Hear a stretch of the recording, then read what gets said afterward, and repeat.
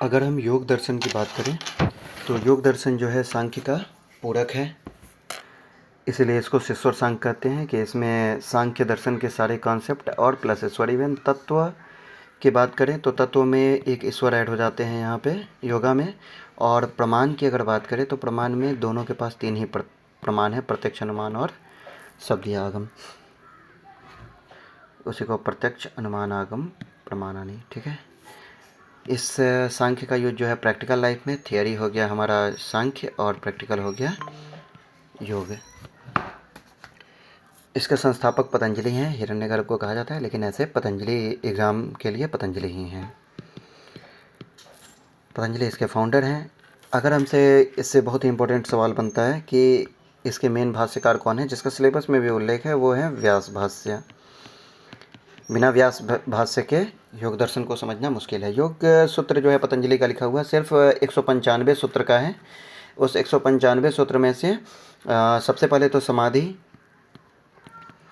और उस समाधि के लिए जो साधन चाहिए वो साधन पाद, फिर उस साधन के थ्रू समाधि करने पे जो स्पेशल कुछ चीज़ें प्राप्त होती हैं, कुछ सिद्धियां, उसको बोलते हैं विभूतिज, विभूतिपाद। और सबसे लास्ट में विभूति के बाद में आ जाता है हमारा मोक्ष प्राप्त होना, जीवन का अंतिम लक्ष्य, डेट इज कैवल्यपाद।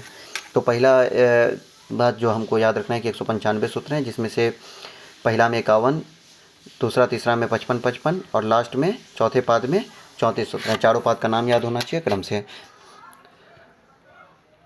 इसका जो है सो पाणिनि के अनुसार और बाकी लोगों के हिसाब से जो योग शब्द है उसकी निष्पत्ति बताई गई है।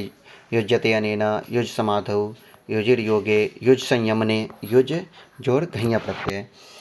अब हम बात करें तो कहा जाता है कि मन को स्थिर रखने के लिए, मन की स्थिरता, वो तो स्टार्ट में ही जैसे ही सूत्र स्टार्ट होता है वहीं पे कहा जाता है अथ योगानुशासनम।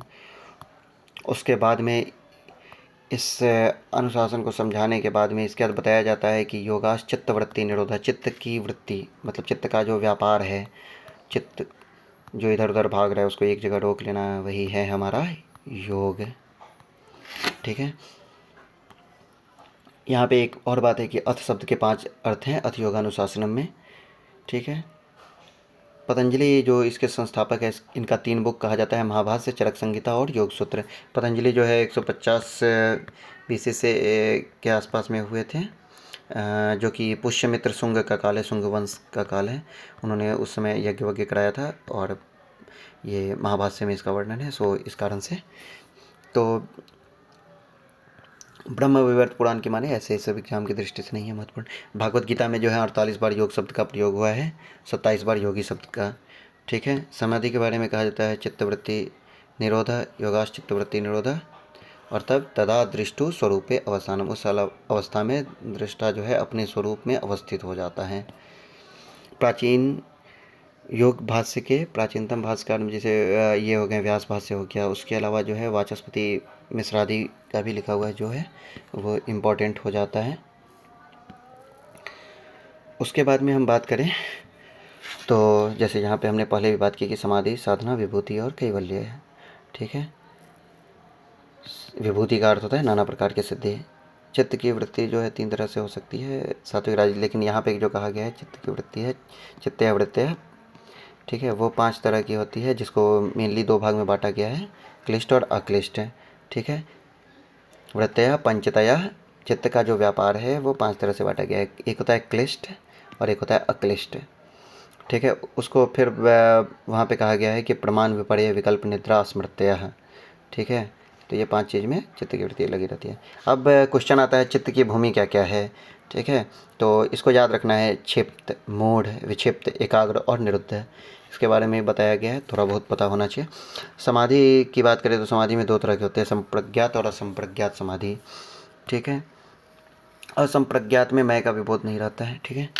चित्त की वृत्ति जो है सो उसके बारे में हम बात कर लिए, जिसमें से ये 5 की हमने बात की कि वृत्तय, पंचतय, क्लिष्टा, क्लिष्टा, ये 5 जो चीज़ें हैं, प्रमाण, विपर्य, विकल्प। प्रमाण भी जो है सो ये क्लिष्ट और अक्लिष्ट आ जाएगा, विपर्य भी जो क्लिष्ट अक्लिष्ट आ जाएगा, ठीक है। इस तरह से प्रत्येक को 2 भाग में बांटा गया है, ठीक है। एक जो होता है जो होता है आदमी को ऊपर की तरफ ले जाता है और एक जो है नॉर्मल वे मेरा या नीचे ले जाता है, ठीक है। अब प्रमाण के बारे में हम जानेंगे कि प्रत्यक्ष, अनुमान और आगम 3 प्रमाण हैं। यही सांख्य के हिसाब से भी यही इसका 3 प्रमाण है। विपर्य, विकल्प क्या है? विपर्यो मिथ्याज्ञान मतरूप प्रतिष्ठितम, ठीक है। आपको विपर्य के बारे में पता है, ये बस लाइन्स याद रखना मेन है एग्जाम के लिए, समझने के लिए तो बहुत लंबा चौड़ा हो जाएगा। विकल्प शब्द ज्ञानानुपाति वस्तु शून्य विकल्प। निद्रा, अभाव प्रत्यय आलंबन वृत्तिर निद्रा। उसके बाद स्मृति, अनुभूत विषय संप्रमोश स्मृति, ठीक है। ये लाइन संस्कृत का एग्जैक्ट लाइन याद होना चाहिए। अब जैसे हम बाकी चीज़ का बात कर रहे थे, द्वैत आदि की, तो ये विश्वास करता है त्रैत में। जैसे वहाँ पे द्वैत की बात कर रहा था सांख्य कि भाई प्रकृति है और पुरुष है, ठीक है।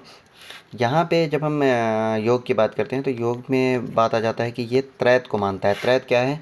प्रकृति, जीव और ईश्वर, मतलब प्रकृति पुरुष के साथ साथ एक कंसेप्ट है, एडिशनल कंसेप्ट, डेट इज ईश्वर, ठीक है। योग शब्द का उल्लेख प्राचीन ग्रंथों जैसे ऋग्वेद, शतपथ ब्राह्मण, बृहदारण्यक आदि में हुआ है, ठीक है।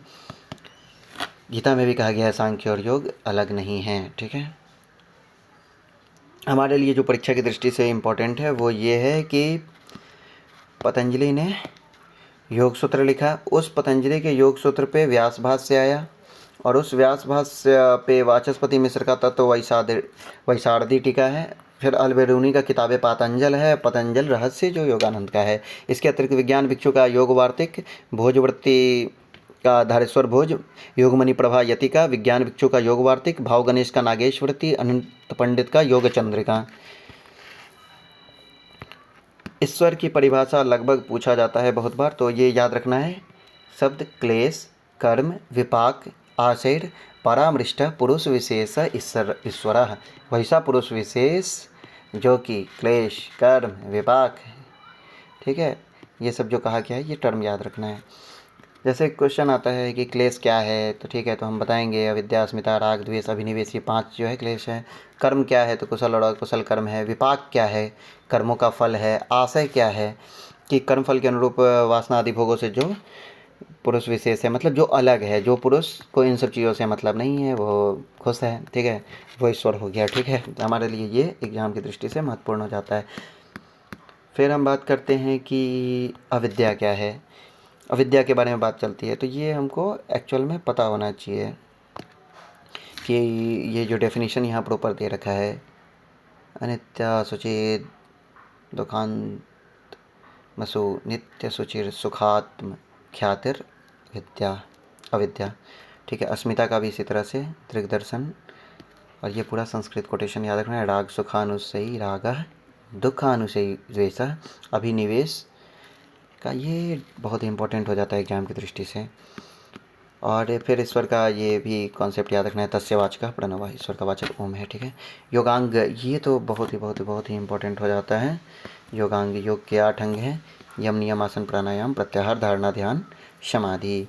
अब यम क्या क्या है? यम 5 यम है, अहिंसा, सत्य, अस्तेय, ब्रह्मचर्य और परिग्रह, ये यम है। नियम क्या है? शौच, संतोष, तप, स्वाध्याय और ईश्वर प्राणिधानी नियम, ये याद रखना है, क्रम से याद रखना चाहिए। आसन, स्थिर सुखम आसनम, प्राणायाम, तस्मिन् सति श्वास प्रश्वास योगैर विच्छेद प्राणायाम। प्रत्याहार, स्विषय सम ये चित्त स्वरूपानुकार ध्यान प्रत्याहार। धारणा, देश बंध चित्तस्य धारणा। ध्यान, तत्र प्रत्ययिकतांता ध्यानम। समाधि, ठीक है, ये याद रहना चाहिए सब डेफिनेशन योगांग का। फिर यहाँ से ये सारी चीज़ें याद होनी चाहिए। यम कितना है? 5 है यम, 5 का नाम। नियम 5 है, 5 का नाम। आसन, मुद्राएं, प्राणायाम में हो जाता है पूरक, कुंभक और रेचक। पूरक सांस लेना, कुंभक भीतर खींचना और रेचक बाहर निकालना। प्रत्याहार, पीछे लौटना। किससे पीछे लौटना? बाहरी विषयों से इंद्रियों को एक जगह इकट्ठा कर लेना, ठीक है। धारणा जो है अभिष्ट विषय पे जमाना, जैसे मूर्ति पे, ठीक है। ध्यान, अभिष्ट विषय का अनुशीलन। समाधि, ध्येय वस्तु की चेतना, ठीक है। इसमें भी संप्रज्ञात या सबीज समाधि है। इसमें ध्येय विषय का ज्ञान रहता है कि हम किस चीज़ के बारे में ध्यान कर रहे हैं, और असंप्रज्ञात में पता भी नहीं रहता है, शून्य हो जाता है सब कुछ। ज्ञाता ज्ञेय सब खत्म। ठीक है, यही मोक्ष की अवस्था है। अब इसमें भी संप्रज्ञात को 4 भाग में बांटा गया है, सवितर्क, सविचार, सानंद, सस्मित। ठीक है, सवितर्क में स्थूल विषय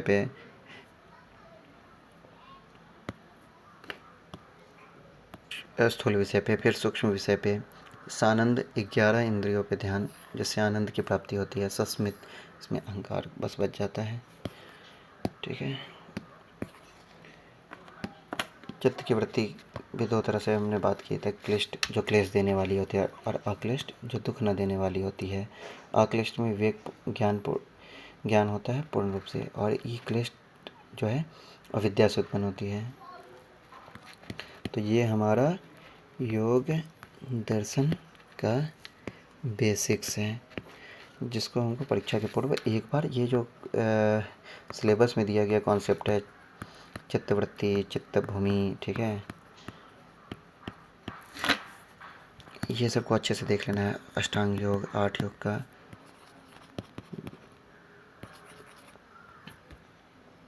धारणा, ध्यान, समाधि, ये लास्ट का 3, ये भी इम्पोर्टेंट हो जाता है। ईश्वर